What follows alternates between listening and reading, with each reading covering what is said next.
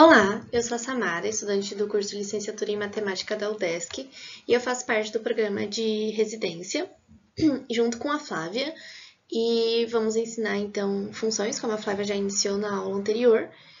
Essa é a aula 2, então a gente vai ver um pouco mais para frente da parte de funções, e é isso. Bom, nessa aula, então, vamos aprofundar funções, então vamos olhar domínio, contradomínio, imagem, gráfico de funções e funções com mais de uma sentença. Então aqui o conceito de função. Cotidianamente, as funções nos auxiliam nas diversas situações que somos expostos. Então o que isso quer dizer? Que na nossa realidade, no nosso dia a dia, a gente temos várias situações que a gente pode lidar com funções. Só que às vezes a gente não percebe isso, sabe? Então vamos lá. Coloquei aqui um exemplo. Nas áreas escolares, Fátima teve a ideia de ir viajar para fora de sua cidade, para a Praia de Bombinhas. Ela foi a uma agência da cidade e eles passaram os seguintes valores a ela. Então, uma pessoa seria o preço de R$600, duas pessoas 1.200, três pessoas 1.800 e N pessoas seria 600 vezes N. Então, o que quer dizer esse N e esse 600 vezes N?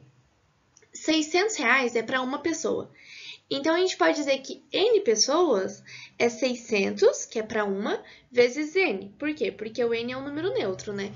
Então, eu faço o valor de 600 vezes N pessoas que eu quero saber que vão nessa viagem. Então, isso é uma situação que não tão cotidianamente, né? Porque aqui ela fala das férias escolares, mas é uma situação que a gente pode ver e que é comum acontecer para quem viaja, quem tem esse hábito de viajar, de se hospedar em outros lugares. Então, o que podemos dizer daquela nossa função? Dizemos que o preço é a função da quantidade de pessoas e cada número que define a quantidade de pessoas corresponde a um único número que define o preço total. Então, o preço é 600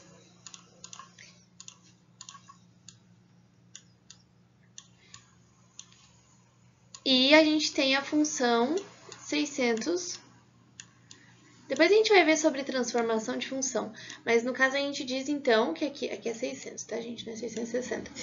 Então a gente tem 600 que é o preço e transforma em 600 N, que N é a quantidade de pessoas, que a gente já viu antes, certo?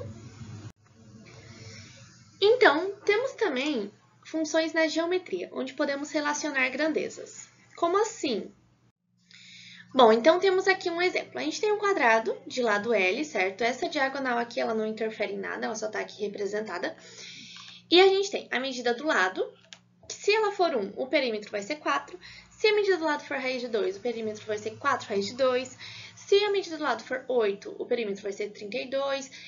Lembrando, né, que o perímetro é a soma de todos os lados. Então, no caso, se for 8, 8 vezes 4 é 32. Se for 1, 1 vezes 4 é 4.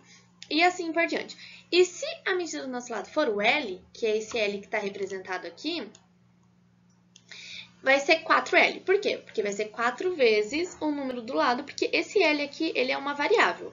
Então, ele pode ser 1, pode ser 2, 3, 4, 5, 6. Como a gente viu aqui, ó, que ele pode obter vários valores, certo?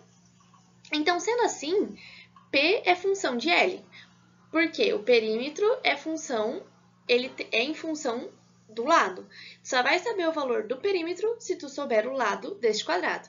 Então, são duas variáveis que se relacionam e para cada valor escolhido de L existe um único P. Por quê? Porque não tem como o meu lado ser 3 e o meu perímetro ser 3 vezes 4, 12. E o meu lado ser 4 e o meu perímetro ser 12. Certo? Não tem como isso. Por quê? Porque se o meu lado for 4, o meu perímetro vai ser 16, não vai ser 12. Então, por isso que para cada valor escolhido de L existe um único P, e por isso que P é função de L. Então, aqui eu tenho uma definiçãozinha da função, que dada duas variáveis x e y, se a cada valor atribuído a x se associa um único y, dizemos que y é função de x. Então, quando a gente atribui um valor x e tem apenas um único y, a gente diz que x é função de y, certo? Não, que y é função de x, certo? É o contrário, que y é função de x. Definição matemática da função. Considerando dois conjuntos A e B não vazios. Então, o que são conjuntos? A e B, não vazios. Então, eles têm vários elementos aqui dentro deles. Dizemos que f é uma função de A em B, ou que y é uma função de x, se e somente se para cada elemento de x de A, então cada elemento aqui é A, né? E aqui é nosso B. Para cada elemento de A, existe em correspondência um único elemento de y. Então, a gente corresponde, ó, esse aqui corresponde a esse aqui, esse aqui corresponde a esse aqui, esse aqui corresponde a esse aqui. Ele não pode corresponder duas vezes, ó. Ele não pode ter duas setinhas saindo daqui para cá. E indicamos a função assim, f de A para B. Lemos função f de A em B. Então, é f de A para B. É importante observar que se y está definido em função de x, chamamos x de variável independente e y de variável dependente. Então, x é independente e y dependente por quê? Porque o y depende do x, que nem lá na questão do quadrado. O perímetro ele dependia do lado do quadrado. É a mesma coisa aqui. E para indicar o valor que uma função f assume para x, escrevemos f de x e lemos f de x, ou simplesmente y. Então, a gente pode ou indicar uma função como f de x, não só o f, tá, gente? A gente pode ter, tipo, duas funções, f de x e g de x, h de x. Essa letrinha aqui da frente é para representar a função, mas geralmente usamos f de x, a não ser que a gente tenha, tipo, considere f de x e g de x, daí temos que diferenciar a função. Ou a gente pode também chamar de, chamar de y. Aqui, então, tem a representação, né, do que eu tinha feito antes. Aqui a gente tem um elemento e ele está representando um elemento aqui em B. Então, y igual f de x, aqui é a transformação f. Então, as funções podem ser definidas por uma lei matemática, por exemplo, f dos reais para os reais, tal que f de x é igual a 3x, por exemplo. Então, por essa lei, temos que é um número real x e ele é transformado pela função x no triplo de x. Então, ele era x, e a transformação dele fez ele virar 3x. Então, no caso, f de x é igual a 3x. Ou melhor, y é igual... aqui é x, né? Fiz errado. Aqui é x. Y é igual a 3x. Continuando, então. Agora vamos ver domínio, contradomínio e imagem. Dada uma função f de A para B, então, como a gente viu, os dois conjuntos não vazios... Temos A, aqui temos B. De A para B, aqui é uma f de x. Temos, então, que conjunto A será chamado de domínio. Então, esse aqui será o nosso domínio, como ele representou ali, ó, domínio de f. Domínio de f. E o conjunto B será chamado de contradomínio. Então, CD de f. Então, temos já definidos o domínio e o contradomínio. Sempre da esquerda para a direita. Então, sempre a gente vai ver que o domínio é esse aqui e o contradomínio é esse aqui. Vamos supor, se tivéssemos dois conjuntos aqui e a função tivesse assim, o domínio seria esse aqui e o contradomínio seria esse aqui. Certo? Vou pegar aqui para não confundir. E para cada x pertencente ao domínio de f, o elemento f de x pertence a b é chamado de imagem de x pela função f, indicada por imagem de f. Então, vamos supor, temos aqui 3 elementos, aqui a gente tem 1, 2, 3, 4. Aqui, esse aqui relaciona com esse, deixa eu fazer de outra cor aqui para não confundir muito. Esse aqui relaciona com esse aqui e esse aqui relaciona com esse aqui de baixo. Esse número que sobrou aqui, ó, ele continua sendo parte do contradomínio de f. Mas ele não faz parte da imagem. Por quê? Porque a imagem é só os números do domínio que, transformados pela f de x, estão aqui no contradomínio. Então, esse aqui, ó, ele é do contradomínio, ele faz parte do contradomínio, mas ele não faz parte da imagem da função que a gente está analisando aqui. Então, aqui, ó, eu coloquei aqui daí a imagenzinha, né, para vocês verem, ó. O contradomínio é todo esse círculo aqui. E a imagem é só o que está sendo aqui, ó.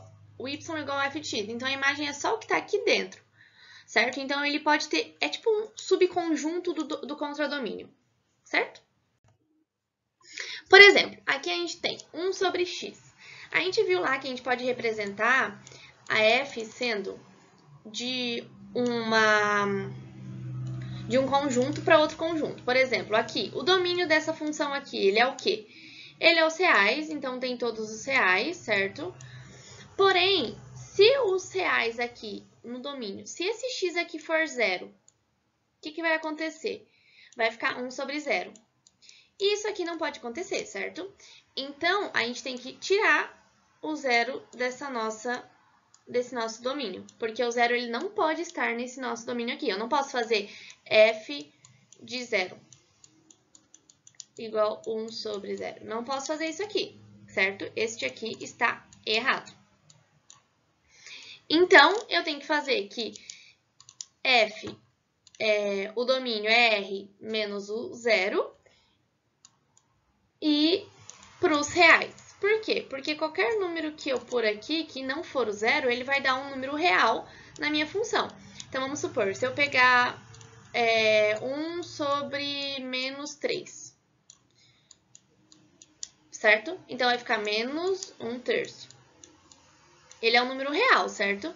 Então, não importa o número que eu ponho aqui embaixo, ele sempre vai virar um número real, tirando sempre o zero. Então, aqui, zero de uma função. Esse zero de uma função não tem nada a ver com o exemplo anterior, tá? Aqui a gente vai falar sobre uma outra propriedade da função. Todo número real x que pertence ao domínio da função f valida a equação f de x igual a zero. É denominado zero da função. Então, sempre quando eu tiver... Ó, é diferente. Vocês viram aqui, né? Ó, antes eu tinha feito f de zero igual 1 sobre zero. Aqui é diferente. Isso aqui não é a mesma coisa que isso aqui de cima. Aqui ele está falando que o f de x, então f de x é igual a zero. Opa, aqui é igual. É igual a zero. Ok? Vamos lá, vamos mais para frente para vocês entenderem melhor. Ó, por exemplo, zero da função f, tal que f de x é igual a 2x menos 4 é 2. Então, a gente já sabe que o f dessa função é 2. Como a gente vai descobrir isso? Ó, f de x é igual a zero. Então, quer dizer que essa função aqui, ó, esse f de x é igual a zero, certo? Então, o que a gente pode fazer? Se f de x é igual a zero e f de x é igual a 2x menos 4, a gente pode igualar. Então, 2x menos 4 igual a zero. Soma 4 desse lado, soma 4 desse lado, 2x igual a 4. Divide 2 por esse lado, 2 por esse lado, x igual a 2. Então, a gente tem que o fx de zero, que é o zero da nossa função, é 2, certo? Agora, vamos para os gráficos de uma função. Os gráficos nos auxiliam em diversas notícias e dados. Além dos gráficos de notícias, matérias, aproximações, escalas, temos também os gráficos que podem ser construídos e analisados a partir de uma função. Esses gráficos contam com o auxílio do plano cartesiano.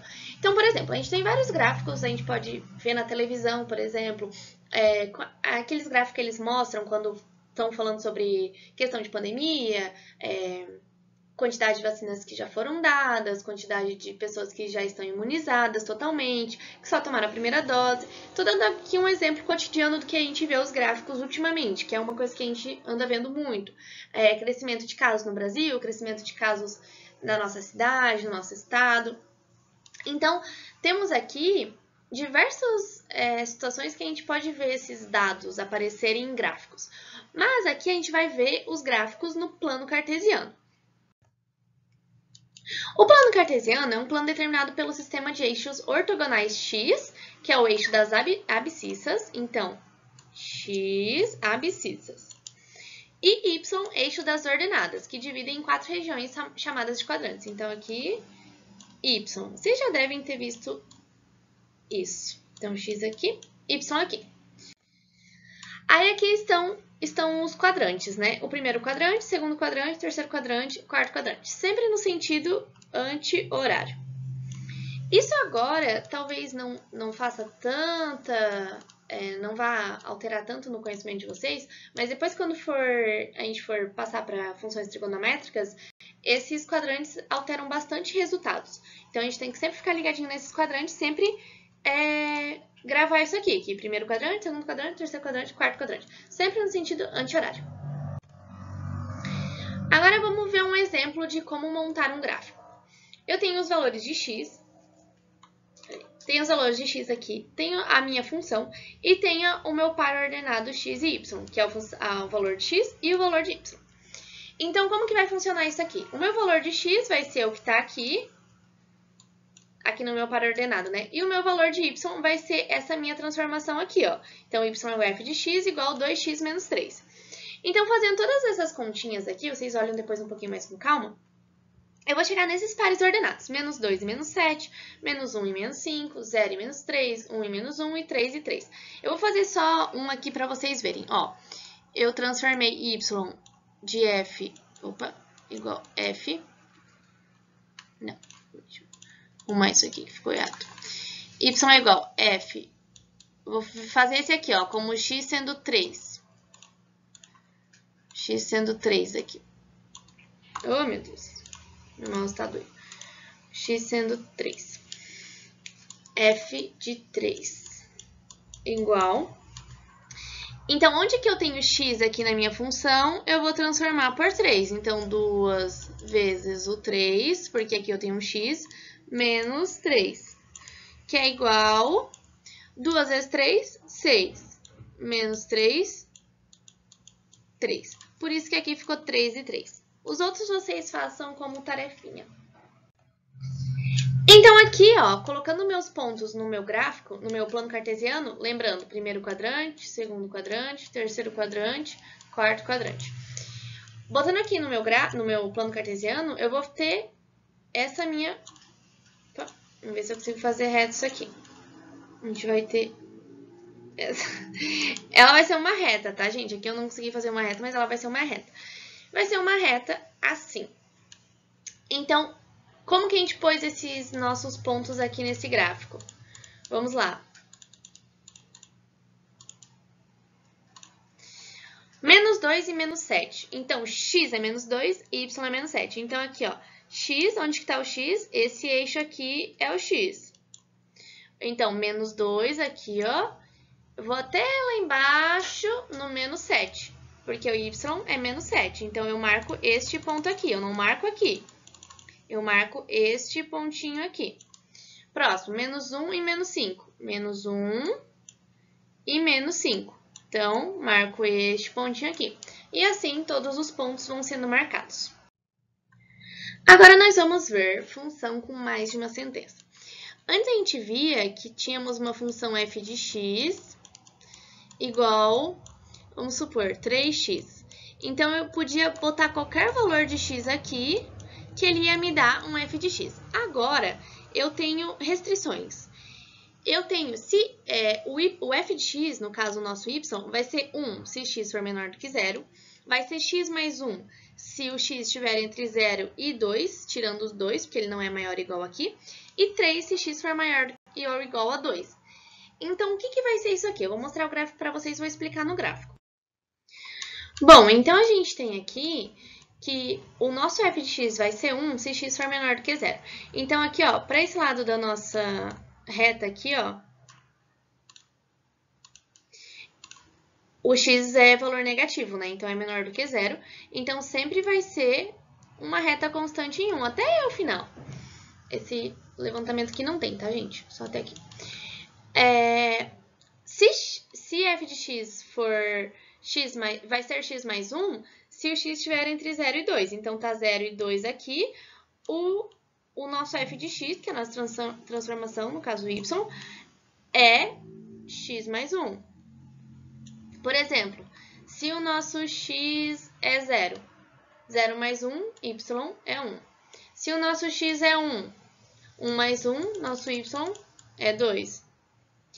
Se o nosso y é 3, não, se o nosso x é 2, aí já não tá mais nessa nossa sentença aqui, ó. Por quê? Porque aqui é só se é menor do que 2. Então, já não tá nessa sentença. Então, se o nosso x for 2, nosso y vai ser 3.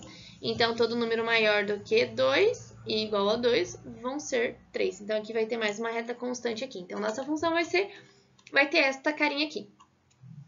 Bom, gente, depois vai ter uma aula de exercícios e eu vou explicar um pouco mais sobre isso que a gente aprendeu aqui agora. Vou fazer alguns exercícios com vocês e vai dar uma abertura a mais do que a gente está trabalhando aqui, certo?